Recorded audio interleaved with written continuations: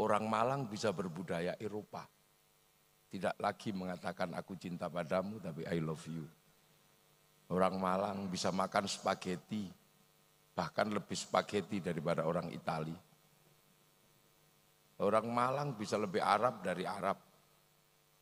Bahkan takbirnya bisa lebih tinggi dari Saudi. Ini adalah milenial. Sebuah ruang lintas batas.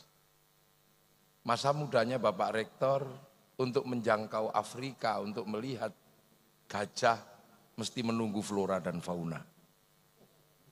Ya ini yang tua-tua ini. Makanya kalau dulu flora dan fauna acara favorit karena menunggu gajah dari Afrika. Walaupun kadang diganggu siarannya Pak Harmoko. Tapi sekarang lintas batas. Yang penting punya kuota.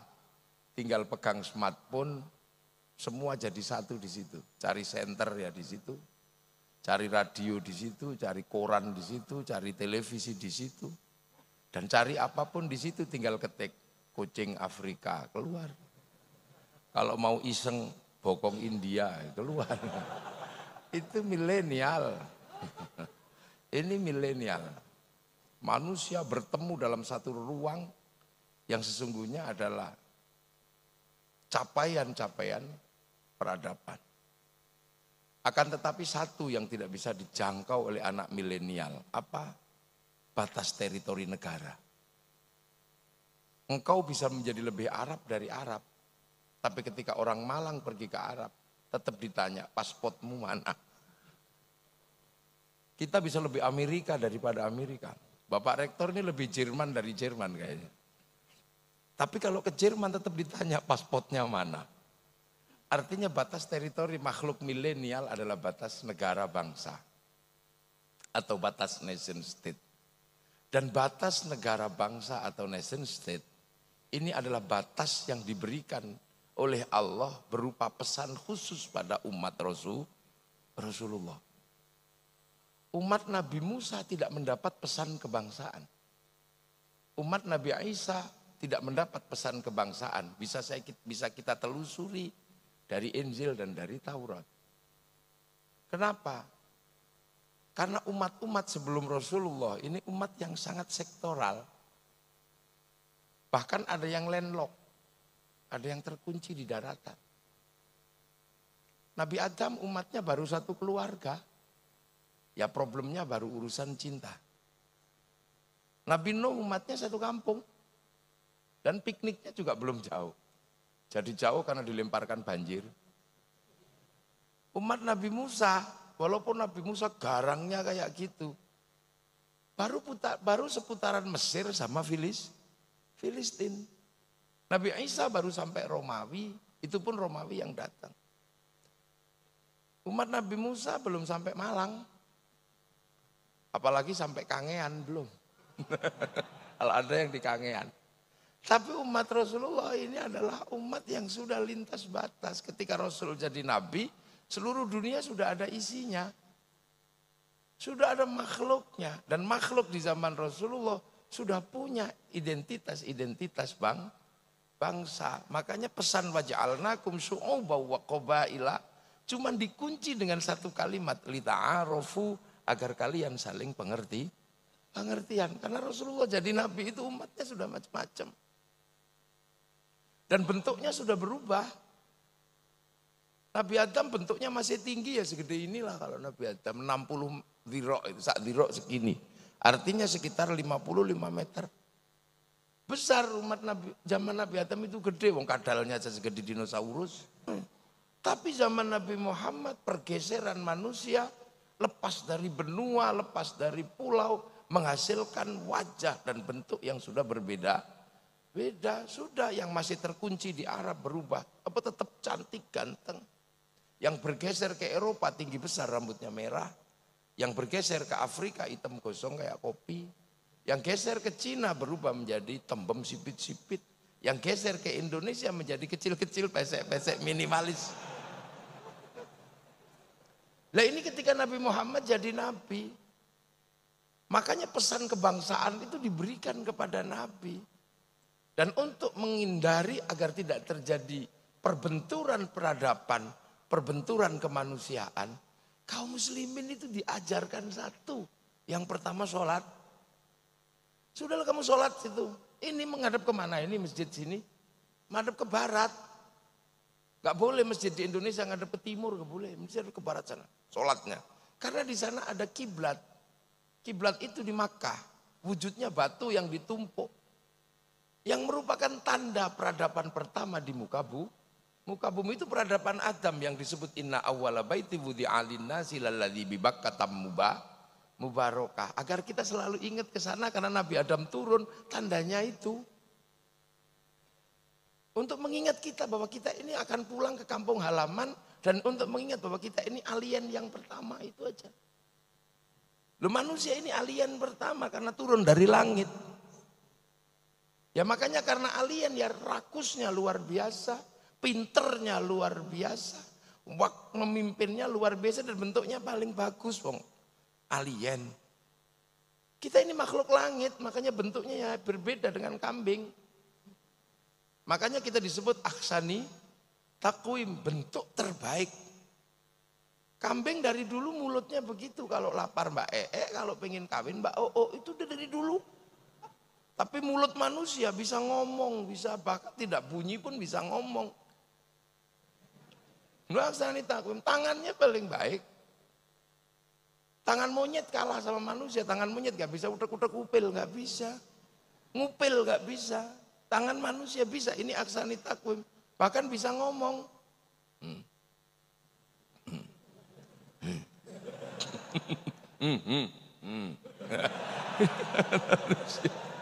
Lah ini laqad khalaqnal insana fi ahsani takwim. Tapi ahsani takwim kita ini sudah berbeda-beda di zaman Rasulullah. Sudah pesek, masih cakep, macam-macam ahsani takwimnya. Lah kita kebagian ahsani takwim Indonesia ya minimalis begini. Nah maka agar manusia itu tidak lupa walaupun berbeda-beda, dulunya tetap satu.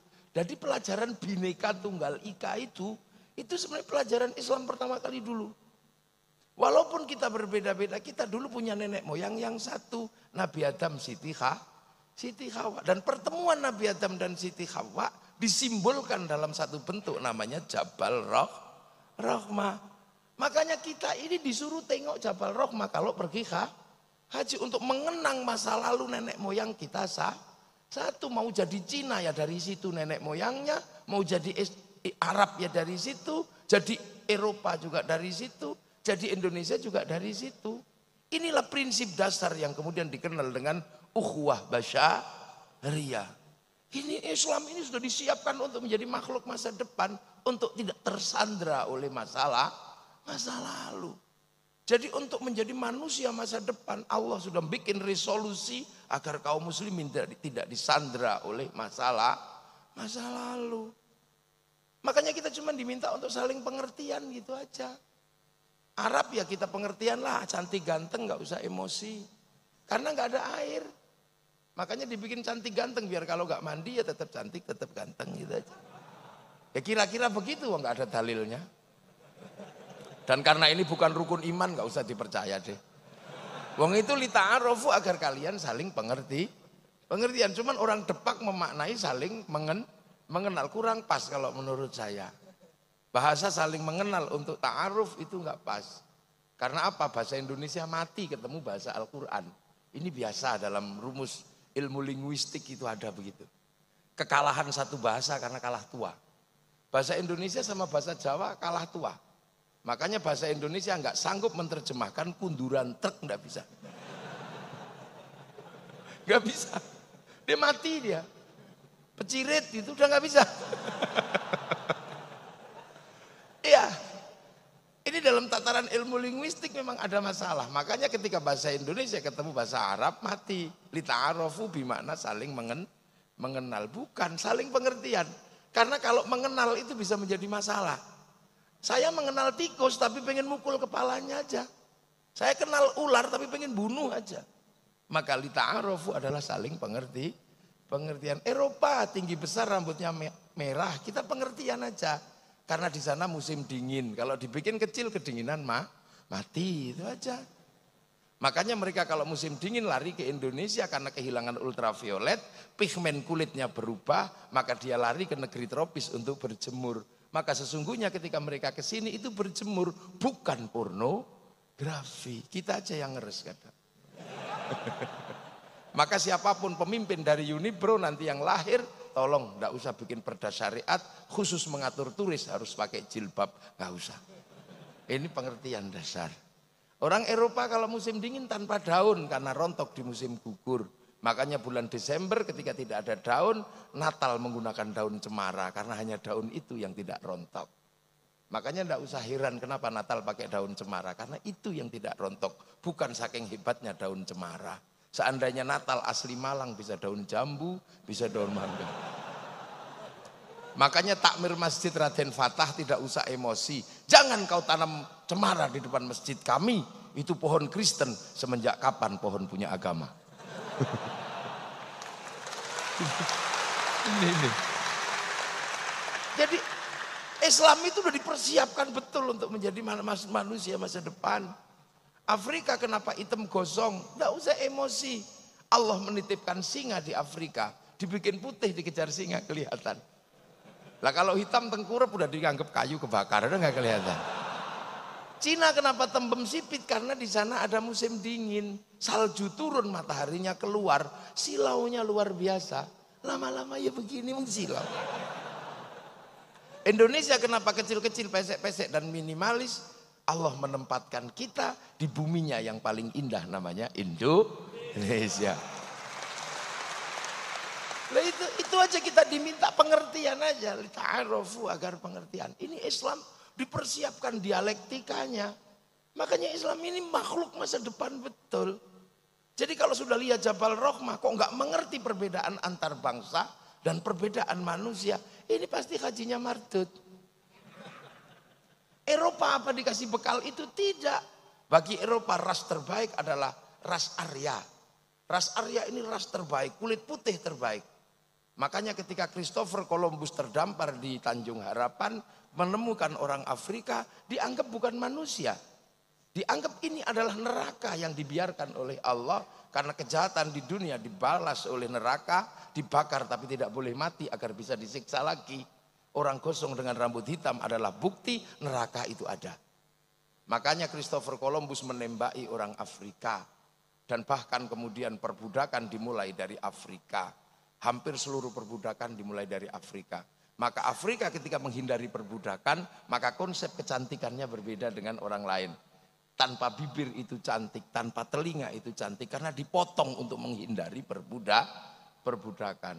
Dan cerita perbudakan dari Afrika yang paling mengerikan adalah cerita Amistad, di mana manusia Afrika dikapalkan dalam satu lambung, ditumpuk seperti kayu. Yang mati dibuang di laut, yang selamat dijadikan budak di Eropa. Peristiwa Amistad adalah peristiwa kemanusiaan yang tidak bisa dihapus sampai hari ini. Dan Amistad akhirnya meninggalkan satu keindahan yang kita bisa rasakan. Dalam duka mereka menciptakan musik yang dikenal dengan musik akapela. Musik akapela akhirnya didekonstruksi oleh orang Eropa menjadi musik jazz, menjadi musik kelangenan. Musik jazz kemudian diadaptasi lagi, didaur ulang menjadi musik blues yang dijadikan alat pemberontakan namanya musik rock. Ketika masuk Indonesia berubah menjadi rock dut. Ini ya. Orang Eropa masuk ke Indonesia tidak pernah memandang kita adalah manusia. Karena bagi mereka di luar ras Arya adalah bukan manusia. Dan pola pikir itu tercetak bahwa selain manusia adalah keturunan monyet. Dan monyet tertua ada di Nusantara namanya Pithecanthropus erectus, Zuluensis dan Wajakensis. Makanya kemudian Belanda memperlakukan orang Indonesia tidak lebih dari manusia. Itu harus kita pahami. Makanya di Pulau Jawa Belanda menyebut orang Jawa dengan sebutan kowe. En kowe adalah munyuk. Karena alat anak monyet namanya munyuk dan dia tidak punya hak konstitusi. Makanya orang Jawa Timur jarang yang menyebut kowe, tapi kon, iso dikongkon. Meningkat dikit yang punya hak konstitusi namanya sampean karena kaki. Penjenengan kang jumeneng, sinuwun kang dimintai, ngarso dalem yang berdiri di depan manusia. Makanya jangan sebut temannya kowe karena itu tinggalan Belanda karena kita disebut Pithecanthropus wajakensis soloensis. Wah, inilah.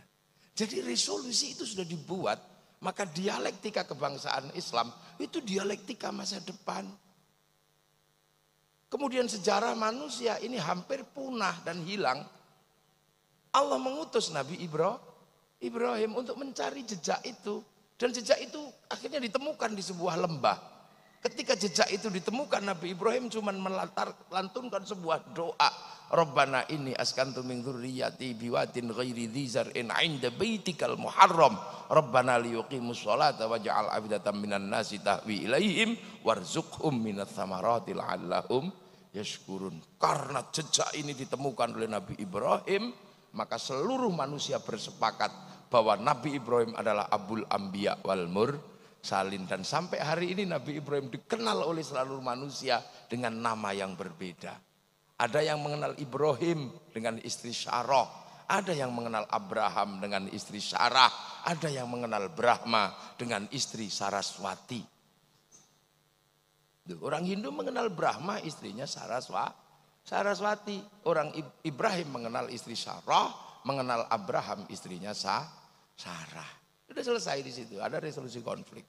Kemudian Nabi Ibrahim meninggalkan dua jejak kelahiran, yang satu berputra namanya Ishak, yang satu berputra namanya Ismail. Dari Ishak lahir Yakub atau Israel, dari Israel melahirkan sebuah bangsa namanya Bani Israel. Dari Bani Israel lahir Nabi Musa melahirkan peradaban Yahudi, dari situ lahir Isa melahirkan peradaban Nasrani. Dan dari Islam dilahirkan dari peradaban Ismail, punya Nabi Muhammad Sallallahu Alaihi Wasallam, peradabannya Islam. Yang satu berpusat di Masjidil Haram, yang satu berpusat di Baitul Maqdis. Maka harus ada resolusi konflik. Resolusi konflik itu diselesaikan oleh Allah dengan mengangkat Rasulullah ke langit, minal Masjidil Haram ilal Masjidil Aqsa. Ini luar biasa persiapan Islam untuk menjadi agama masa depan. Dan agar simbol Ibrahim tidak hilang, maka kaum muslimin jejak Ibrahim diadakan dan dibiarkan utuh dan untuk dinapaktilasi. Bekas Nabi Ibrahim diabadikan dalam sebuah batu namanya Maqam Ibrahim. Jejaknya Nabi Ismail diabadikan dalam sebuah bentuk namanya Hijr Ismail. Lari-larinya Siti Hajar diingatkan dalam Sofa dan Marwah. Lempar setan dalam Jamarat Ula, Wusqa, Aqobah, dan begitu seterusnya. Dan kaum muslimin mengambil alih simbol itu dengan ibadah haji. Makanya biar kaum muslimin yang paling akhir tidak lupa dengan Ibrahim dan keturunannya, maka resolusinya minal Masjidil Haram ilal Masjidil Aqsa. Dan di situ kaum muslimin disuruh sholat. Dan di dalam sholat kemudian ada titik di mana kita harus rela antar perbedaan dengan satu saudara yang berbeda agama. Yang Muslim dengan cara Islamnya, yang Yahudi dengan cara Yahudinya, yang Nasrani dengan cara Nasraninya. Maka kemudian Islam, ajaklah mereka ke jalan Tuhanmu.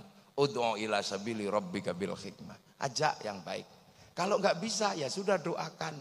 Karena sholat mengajarkan doa juga untuk mereka yang tidak bisa diajak. Doa itu dikenal dengan kama shollaita ala sayyidina Ibrahim wa ala ali sayyidina Ibrahim. Kama barakta ala sayyidina Ibrahim wa ala ali sayyidina Ibrahim. Luar biasa. Jejak masa lalu tidak menyandera kaum muslimin, karena kaum muslimin disiapkan untuk menjadi makhluk masa depan. Dan hari ini ketemu semuanya. Di era milenial ini ketemu antar bangsa. Orang Jepang tidak perlu datang ke Malang, tapi mic-nya hari ini saya pakai untuk pengajian. Orang Jepang tidak datang, orang Korea tidak datang, tapi Samsungnya kita pakai setiap hari. Kita tidak perlu kedatangan orang Yahudi, tapi kita pakai uang yang dulu dikeluarkan oleh satu sistem yang namanya perbankan, yang dimulai oleh Rothschild Rockefeller ketika dia membuat sebuah bank namanya Bank Devisa New York, yang akhirnya menjadi bank yang paling berguna dan diandalkan oleh Amerika, berpusat di Wall Street Amerika, yang mengontrol seluruh sistem perbankan dunia. Sehingga kita kalau pergi haji pun harus menggunakan sistem perbankan, karena uang tidak mungkin dititipkan sama pilot atau kondektur, nggak bisa. Dok kondekturnya ini mana ini? Inilah dunia baru, dunia masa depan kaum muslimin udah diselesaikan. Kita nggak bisa pergi haji dengan sederhana tanpa bantuan orang Yahudi. Karena uang Yahudi dan pemikiran Yahudi mampu membuat Boeing dan Airbus. Dan kita menggunakan pesawat sehingga kaum muslimin kalau pergi haji tidak perlu berenang. Perempuan-perempuan kita sekarang menjadi cantik karena ditolong oleh sistem farmasi muka sama farmasi bau yang ada di Prancis yang namanya bedak sama parfum. Bedak Malang ketinggalan zaman karena beras ditumbuk blonteng semua. Ini masa depan baru, ini dunia. Para kiai ketika pakai peci, maka para kiai menggunakan peci buatan Cina.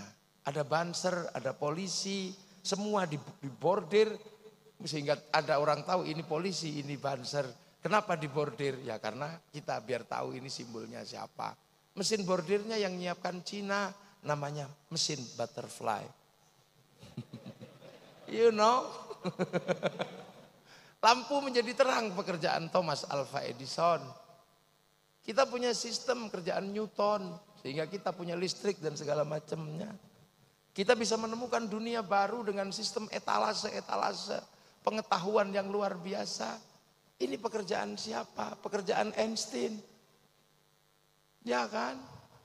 Loh, ini dunia baru dan kita saling make. Makanya kaum muslimin tidak usah terlalu heran kalau kita hari ini bersatu. Maka Rasulullah hanya berpesan, "Mayyuridillahu bi khairan yufaqihu fiddin." Siapa yang dikehendaki menjadi baik oleh Allah, dikasih ngerti dalam urusan agama. Lah khairan di situ nakirah. Khairan itu kalau nakirah maknanya khairan kamilan, kebaikan yang sempurna. Manusia nggak sempurna, makanya kebaikan manusia nggak bisa berdiri sendiri.